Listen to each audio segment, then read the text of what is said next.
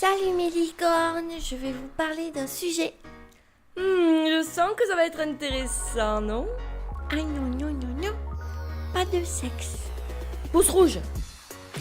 Donc, d'un sujet qui nous concerne toutes et tous, les ongles. Mais si, vous savez, le truc qu'on a au bout des doigts, que l'on ronge parce que soit on est stressé, ou soit parce qu'on a faim, ou soit parce qu'on réfléchit trop. Plus précisément, le bord libre de l'ongle pour faire notre jolie French manicure. Je vois beaucoup de filles me demander « Et comment il faut faire pour avoir de jolis ongles et qui ne se dédoublent pas? Et pourquoi ils sont mous et patois? Et pourquoi ci? Et pourquoi ça ?» Stop, je vais vous donner 5 conseils pour y arriver. Tenez bon les filles. Et les mecs. Conseil number 1. Oui, oui, je suis bilingue et licorne bilingue. Conseil numéro 1. Arrêtez de les mettre dans votre bouche. Vous ne savez pas ce qu'il y a dessous les ongles ou même dessous. Et là, vous les portez à votre bouche. Mais c'est dégueulasse. C'est plein de peluches. Et vous faites comme ça. Ah, non, non, il faut pas. Non, sérieusement, on touche nos portables, les poignées de porte que tout le monde touche, les boutons d'ascenseur et les animaux aussi. Plein d'autres choses. Et pas que, si tu vois ce que je veux dire. Donc, mes licornes, soit vous investissez dans un vernis anti-rongement, oui, oui, ça existe, ou alors vous prenez vos petits chouchous pour attacher votre jolie crinière, ou sinon vous prenez des balles rebondissantes ou des balles anti-stressantes que vous pelotez comme ça, comme ça, comme ça. Ou sinon, moi ce que je fais en cours avec mes autres amies licornes, c'est elles prennent un stylo et elles tournent. Sauf que moi j'ai jamais su le faire moi. Et ça occupe les mains pendant que vous vous ennuyez. Et c'est efficace. Ou alors... Diablesse, t'es dégoûtante. Faire une vinaigrette. Tu penses à quoi? Cochonne. Conseil numéro 2. Hydratez vos petits sabots. Oui, oui, les sabots. Ou mains pour les humains. Pourquoi avoir de beaux ongles si on peut pas avoir des beaux sabots? C'est important d'avoir des beaux sabots, non? Vous pouvez prendre une crème pour les sabots ou pour les mains. Non, sans blague, on n'aurait jamais deviné. Merci licorne. Pour éviter de manger les peaux qu'il y a autour des ongles. Bah ou sinon, au lieu de t'acheter des crèmes hors de prix, tu peux t'acheter des gants. Non, on parlait des ongles. On parle pas de les cacher. Qu'est-ce que tu fais? Bah je te montre des gants, regarde, ça ressemble à une bille. Éléphant. Oui, bravo. Rien d'autre. Bah si, regarde bien, ça ressemble à une bille. Passons. Conseil numéro 3. Le citron ou l'eau oxygénée aide à blanchir vos ongles. Mais si vous les laissez trop longtemps tremper, eh bien ils vont devenir mous et cassants. A l'inverse, fumer les fait jaunir. Parce que dans la cigarette, eh bien, il y a du goudron. Et le goudron, eh bien, ça détruit la flore naturelle. Mais bon, vous faites comme bon vous semble. Moi, je ne critique pas les licornes qui fument. Je les aime. Je les aime toutes. Ou sinon, manipuler des produits chimiques ou même faire la vaisselle sans gants, eh bien ça les fait ramollir. Donc, un conseil, portez des gants. Tu vois que les gants, c'est une bonne idée. Conseil numéro 4. Hydratez et soignez vos cuticules. Pour les cuticules, il faut les repousser avec un repousse cuticule que vous voyez juste ici. À quoi ça ressemble? Et ça à faire une fois par semaine. Mais il est préférable que les cuticules soient mouillées. Mouillé comme un Mais arrête de dire des choses comme ça. On est des filles. Et les filles, ça ne dit pas des choses comme ça.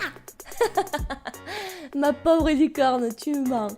Tu sais, je suis toi. Donc, techniquement, je sais ce que tu dis. Et des fois, je t'ai entendu de ces conversations. Attention, quoi.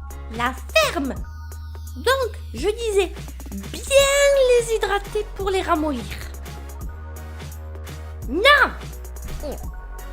Et que ça fasse moins mal et qu'elle repousse plus dur. Comme ma bite. T'en as pas. Oui, certes. Voilà, maintenant tu te tais. Conseil numéro 5. Maintenant que vos sabots sont bien hydratés, que les bords libres sont bien blancs et que les cuticules sont bien hydratées, on va parler des vernis. Mais Jamy, que faut-il faire comme entretien avant de mettre du vernis?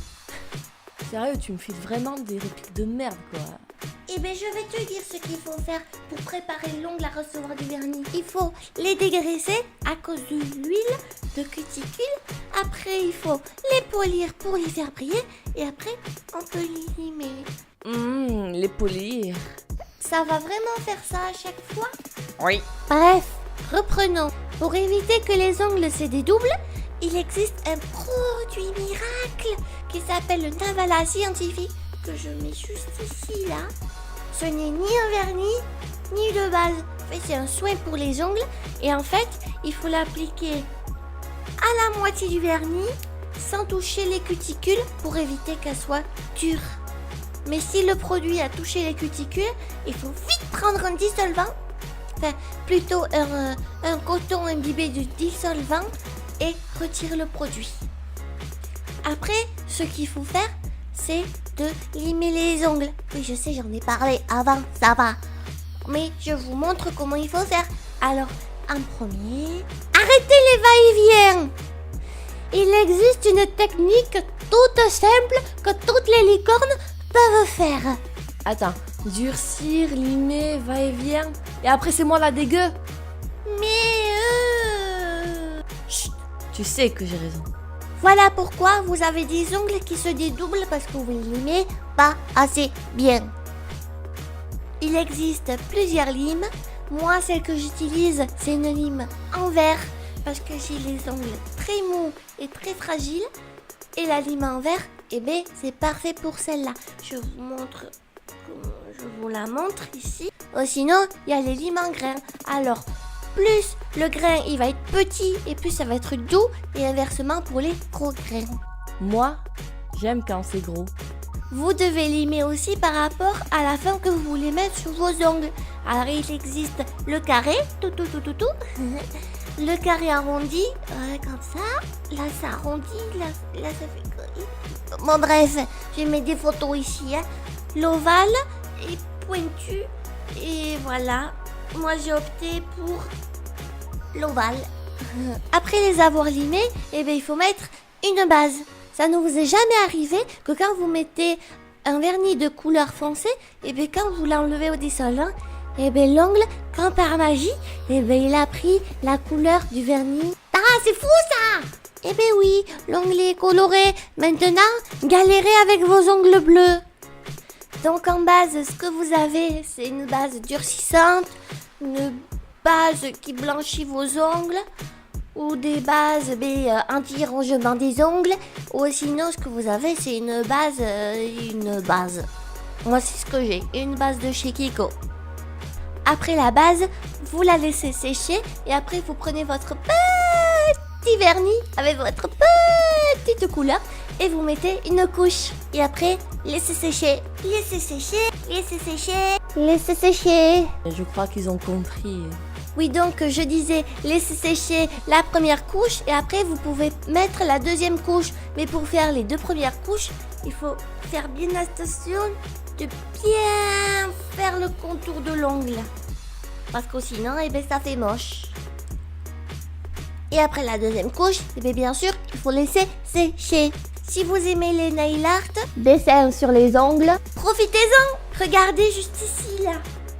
Ici, j'ai fait une vidéo sur nail art très facile et très jolie.